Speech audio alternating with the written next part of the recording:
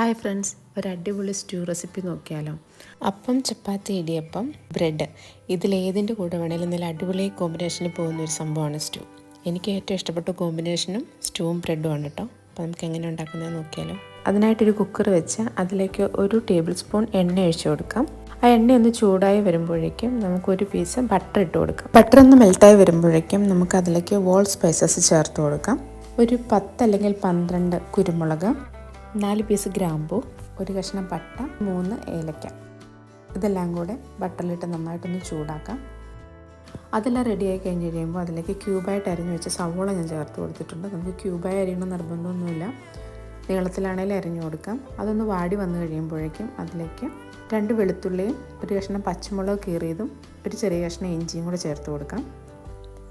അതെല്ലാം ഒന്ന് വാടി വന്നു കഴിയുമ്പോഴത്തേക്കും ചിക്കൻ പീസസ് ഇട്ട് കൊടുക്കാം. എല്ലോട് കൂടിയ പീസസാണ് എപ്പോഴും സ്റ്റൂവിനായിട്ട് നമ്മൾ എടുക്കാറ്.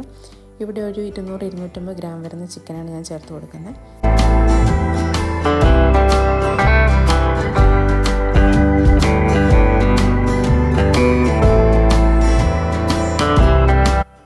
ചിക്കൻ ആവശ്യമായിട്ടുള്ള ഉപ്പ് ചേർത്ത് കൊടുക്കാം.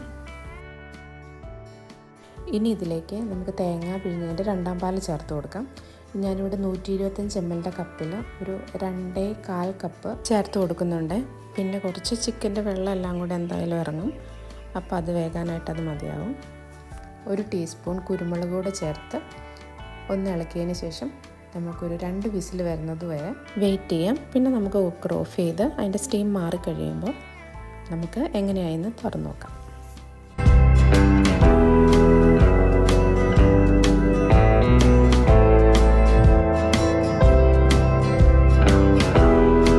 ഇനി ഈ ചിക്കനിലേക്ക് വെജിറ്റബിൾസ് ആഡ് ചെയ്ത് കൊടുക്കാം. ക്യൂബായിട്ട് തന്നെയാണ് അല്ല അരിഞ്ഞിരിക്കുന്നത്. ക്യാരറ്റ്, ക്യാപ്സിക്കം, ഉരുളക്കിഴങ്ങ്, ബീൻസ്.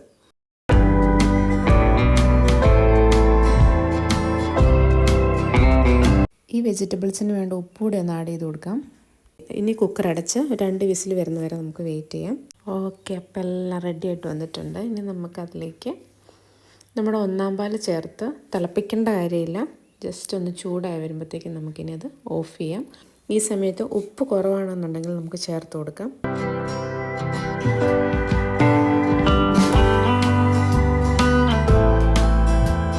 ഇനി ഒരു പാൻ വെച്ച് അതിലേക്ക് കുറച്ച് എണ്ണ ഒഴിച്ച് ചെറുതായി അരിഞ്ഞ് ഉള്ളി ചേർത്ത് കൊടുക്കുക, കറിവേപ്പില ചേർത്ത് കൊടുക്കുക.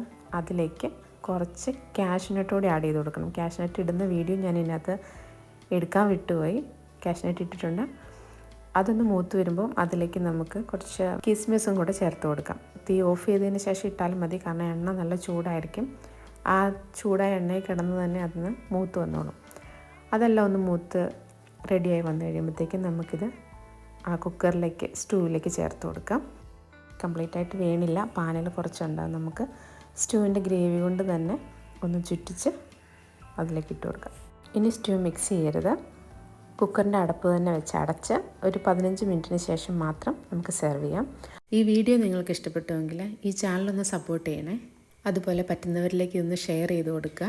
എന്തെങ്കിലും സജഷൻസ് ഉണ്ടെങ്കിൽ കമൻറ്റ് ബോക്സിലോട്ട് അറിയിക്കുകയും വേണം. Thanks for watching.